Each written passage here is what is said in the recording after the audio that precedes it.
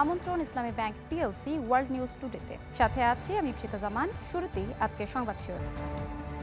জম্মু কাশ্মীরে স্মরণকালের ভয়াবহ হামলায় শোকস্তব্ধ ভারত। হামলার দায় স্বীকার করেছে দ্য রেজিস্ট্যান্স ফ্রন্ট টিআরএফ, যারা পাকিস্তান ভিত্তিক নিষিদ্ধ লস্কর-ই তাইয়্যিবার ছায়া সংগঠন হিসেবে পরিচিত। হামলাকারী 4 জনের স্কেচ প্রকাশ করেছে ভারত। নৃশংস ঘটনার নিন্দা জানিয়েছে প্রধান উপদেষ্টা ডক্টর মোহাম্মদ ইউনূস। সৌন্দর্যের স্বর্গরাজ্য খ্যাত কাশ্মীরের পেহেলগামে ট্রেকিং করতে যাওয়া পর্যটকদের ওপর বন্দুক হামলা। সন্ত্রাসীদের চালানো গুলিতে মাত্র কয়েক মিনিটের ব্যবধানে ঝরতে থাকে একের পর এক প্রাণ।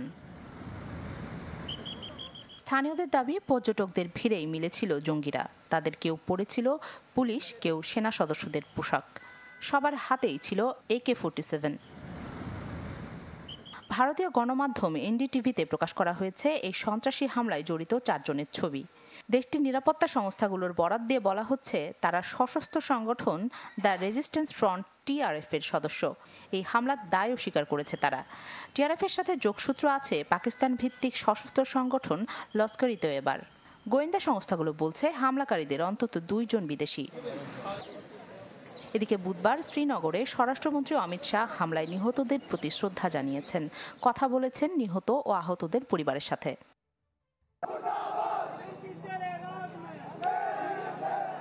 নজিরবিহীন সন্ত্রাসী হামলার নিন্দা ও প্রতিবাদ জানিয়ে ভারতের বিভিন্ন স্থানে হয়েছে বিক্ষোভ। এ সময় পাকিস্তান বিরোধী স্লোগান দেন অনেকে।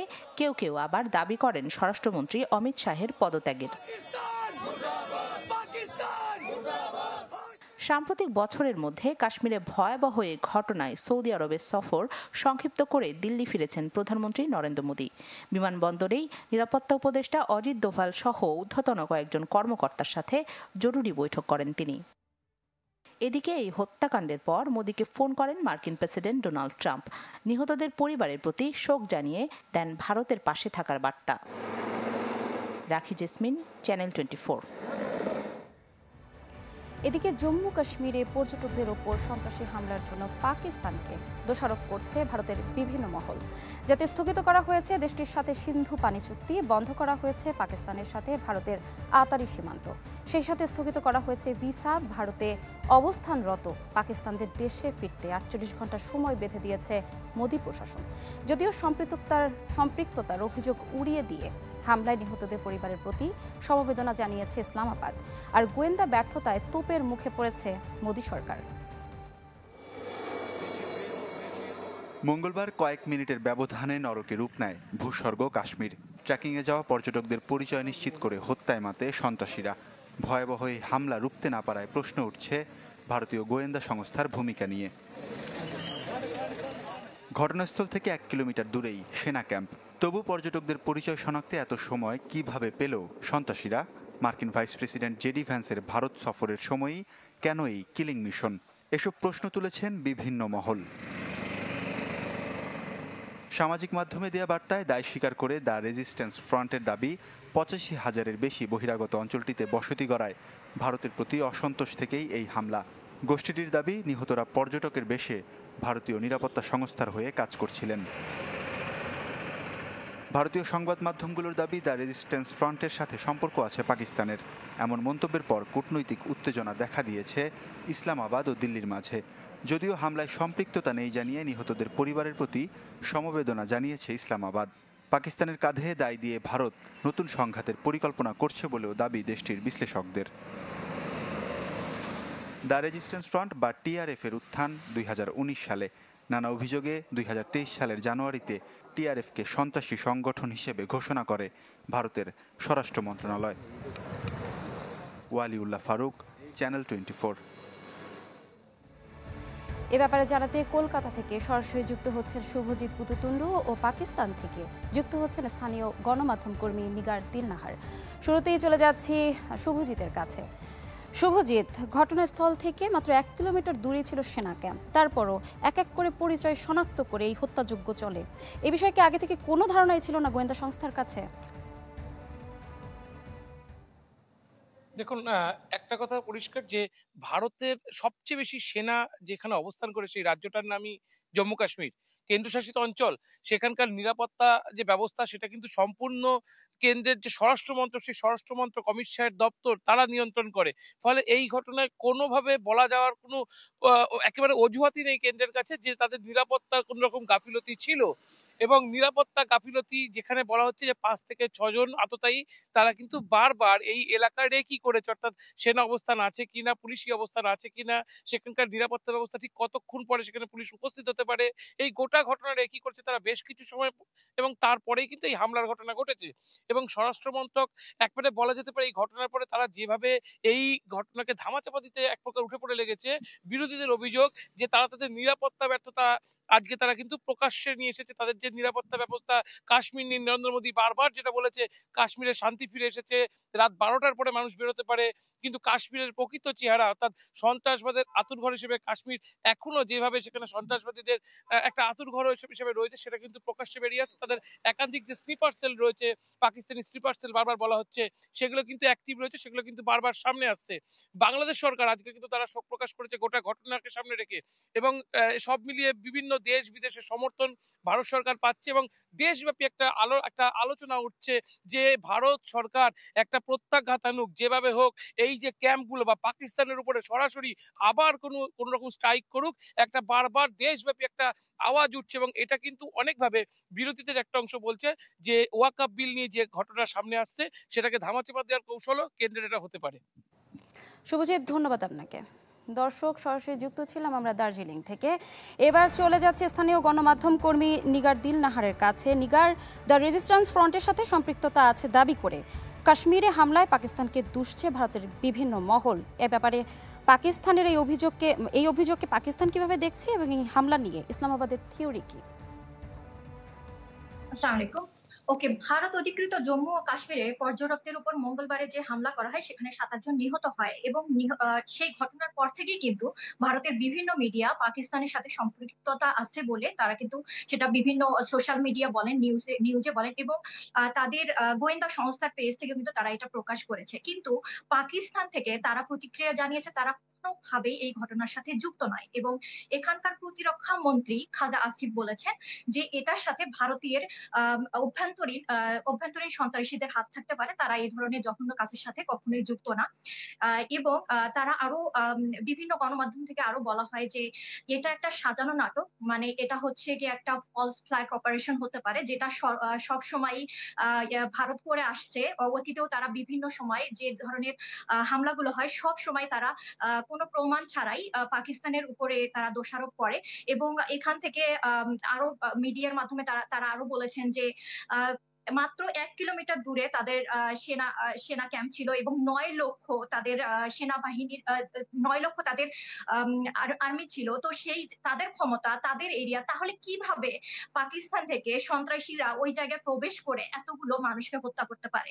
এবং সেই সাথে তারা আরো একটা প্রোপাগান্ডা চালাচ্ছে যে যাদের মারা হয়েছে তাদের নাকি জিজ্ঞেস করে করে মারা হয়েছে যে তারা মুসলমান কিনা বা তারা হিন্দু কিনা, যারা হিন্দু তাদেরকে মারা হয়েছে। তো তারা কিন্তু এই দিকটা থেকে মুসলমানদের টার্গেট করছে। তো এইটাও কিন্তু পাকিস্তানি মিডিয়াতে তারা বিভিন্নভাবে বিভিন্ন জায়গায় প্রকাশ করছেন এবং এখানকার একজন নেতা আছে, পিএমএনএল এর একজন নেতা, তিনি বলেছেন যে এটা এই হামলাটি হতে পারে, যেমন ভারতের মধ্যে কিন্তু নাগাল্যান্ড, তারপরে মণিপুর এবং বিভিন্ন এরিয়ায় কিন্তু মোদী সরকারের বিরুদ্ধে কিন্তু একটা আন্দোলন চলছে। তো সেই আন্দোলনের ফলস্বরূপ কিন্তু এই ধরনের একটা হামলা হতে পারে বলে তারা মনে করছেন। পাকিস্তান আরো বিশ্বাস করে যে এই আক্রমণটি ভারতের রাজনৈতিক এজেন্ডাকে আরো এগিয়ে নিতে, সম্ভবত জনমতকে প্রভাবিত করতে বা পাকিস্তান বিরোধী মনোভাব তৈরি করতে কিন্তু তারা পাকিস্তানের বিরুদ্ধে এই ধরনের একটা প্রোপাগান্ডা চালাচ্ছে এবং আন্তর্জাতিক ফোরামে তারা হচ্ছে তাদের প্রভাব অর্জনের জন্য এই ধরনের একটা প্রোপাগান্ডা চালাচ্ছে। নিগার, আরেকটি প্রশ্ন ছিল আমার, সেটা হচ্ছে ভারতের ব্যাপারে পাকিস্তানের ব্যাপারে ভারত ৫টি পদক্ষেপ নিয়েছে, এই ব্যাপারে পাকিস্তানের প্রতিক্রিয়া কি? পাকিস্তানের প্রতিক্রিয়া এই ব্যাপারে হচ্ছে যে তারা কিন্তু এত প্রোপাগান্ডা চালাচ্ছে, তারা বলেছেন যে তারা এই ব্যাপারে তারা কোনো ধরনের মিথ্যা, কোনো ধরনের যে প্রোপাগান্ডা চালাচ্ছে এগুলোর সাথে তারা একদমই যুক্ত না এবং তারা নিজেদের জায়গা থেকে নিজেরা প্রস্তুত এবং তারা চাচ্ছেন যে তারা যেন যথেষ্ট প্রমাণ দিয়ে তাদের বিরুদ্ধে যে তারা কথা বলছেন সেগুলো যেন প্রমাণ করেন, তারপর তারা এটার ব্যাপারে অ্যাকশন নেবেন। ধন্যবাদ আপনাকে। দর্শক, কাশ্মীরে হামলার ব্যাপারে দার্জিলিং এবং পাকিস্তান থেকে সরাসরি যুক্ত ছিলেন আমাদের সহকর্মীরা। ওয়ার্ল্ড নিউজ টুডেতে নিচ্ছে একটা বিরতি, ফিরছি একটু পর, সাথেই থাকবেন।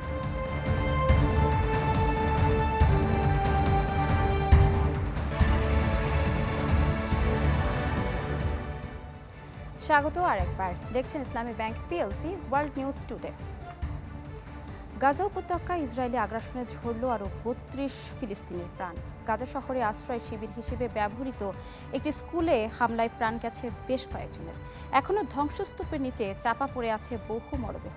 উদ্ধার কাজে ব্যবহৃত যন্ত্রপাতিও ধ্বংস করেছে ইসরায়েলি বাহিনী। গাজায় থামছেই না ইসরায়েলের নির্লজ্জ আগ্রাসন। একের পর এক হামলায় উপত্যকাটিতে বাড়ছে মৃতের সংখ্যা। স্থানীয় কর্তৃপক্ষ বলছে, বুধবার গাজা সিটির তুফা এলাকার ইয়াফা স্কুলে আশ্রিত ফিলিস্তিনিদের ওপর হামলা চালায় ইসরায়েলি বাহিনী। এতে আগুন লেগে যায় বাস্তুচ্যুতদের তাঁবুতে। এতে ঘুমন্ত অবস্থায় জীবন্ত দগ্ধ হয়ে প্রাণ হারায় এক শিশু। হতাহতের খবর এসেছে খান ইউনিস থেকেও। অঞ্চলটিতে লাগাতার বিস্ফোরণে ধসে পড়ে একটি ঘর, যাতে প্রাণ যায় একই পরিবারের বেশ কয়েকজনের। এছাড়াও পশ্চিমাঞ্চলে ইসরায়েলি বিমান হামলায় আরও বাড়ে হতাহতের সংখ্যা। অন্যদিকে ফের স্বাস্থ্য খাতে হামলার নির্লজ্জ দৃষ্টান্ত স্থাপন করে ইসরায়েলি ডিফেন্স ফোর্স। ফিলিস্তিনি স্বাস্থ্য মন্ত্রণালয় জানায়, গাজা সিটির আল দুর্রা শিশু হাসপাতালের আইসিইউ লক্ষ্য করে গুলিবর্ষণ করে আইডিএফ। আমরা ঘুমাচ্ছিলাম, হঠাৎ বিকট শব্দে বিস্ফোরণের আওয়াজ শুনতে পাই। দেখি পুরো স্কুলে আগুন লেগেছে, তাঁবুতেও দাউ দাউ করে আগুন জ্বলছে। লোকরা চিৎকার করছিল, কি করব বুঝতে পারছিলাম না। ঈশ্বর ছাড়া আমাদের কেউ নেই। আমরা শুয়েছিলাম, বিকট শব্দে বিছানা থেকে মাটিতে পড়ে যায়। আমরা যেখানে যাই তারা সেখানেই হামলা করে। আমরা কোথায় যাব এরপর? একদিকে গাজার নানা শহরে ক্ষুধার্ত ফিলিস্তিনিদের আহাজারি, অন্যদিকে উপত্যকাটির সীমান্তেই মজুদ রয়েছে খাবার ও ওষুধবাহী ৩,০০০ ট্রাক। অনুমতির অভাবে পৌঁছাতে পারছে না ফিলিস্তিনিদের কাছে। জাতিসংঘের মুখপাত্র স্টিভেন ডুজারিক বলেন, ৫০ দিনের বেশি সময় ধরে গাজা উপত্যকায় সাহায্য পাঠানো সম্ভব হচ্ছে না। এরপরও নিপীড়িত গাজাবাসীর পাশে দাঁড়াবার সর্বোচ্চ চেষ্টা করে যাচ্ছে সংস্থাটি। ইসরায়েলি বাহিনীর মুহুর্মুহু হামলায় ব্যাহত হচ্ছে উদ্ধার কাজ, যাতে ধ্বংসস্তূপের বর্জ্য সরাতে হিমশিম খাচ্ছে উদ্ধারকর্মীরা। ইফশিতা জামান, চ্যানেল 24। শেষ শ্রদ্ধার জন্য পোপ ফ্রান্সিসের মরদেহ রাখা হয়েছে ভ্যাটিকানের সেন্ট পিটার্স ব্যাসিলিকায়, যেখানে জড়ো হতে শুরু করেছেন রোমান ক্যাথলিকরা। অন্ত্যেষ্টিক্রিয়ার আগ পর্যন্ত সেখানেই রাখা হবে পোপের মরদেহ। শনিবার অন্ত্যেষ্টিক্রিয়ায় যোগ দেবেন মার্কিন প্রেসিডেন্ট ডোনাল্ড ট্রাম্প, যুক্তরাজ্যের প্রধানমন্ত্রী কিয়ার স্টারমার, ফ্রান্সের প্রেসিডেন্ট ইমানুয়েল ম্যাক্রো, প্রধান উপদেষ্টা ডক্টর মোহাম্মদ ইউনুস সহ বেশ কয়েকজন বিশ্ব নেতা। পোপের শেষ বিদায়ের অনুষ্ঠানে নেতৃত্ব দেবেন ক্যাথলিক চার্চের কার্ডিনাল কলেজের ডিন জিওভান্নি বাতিস্তা রে।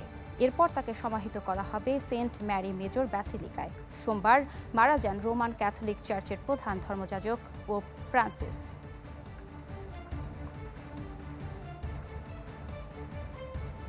ইসলামী ব্যাংক পিএলসি ওয়ার্ল্ড নিউজ টুডেতে নিচ্ছে আরও একটি বিরতি, ফিরছি একটু পরে।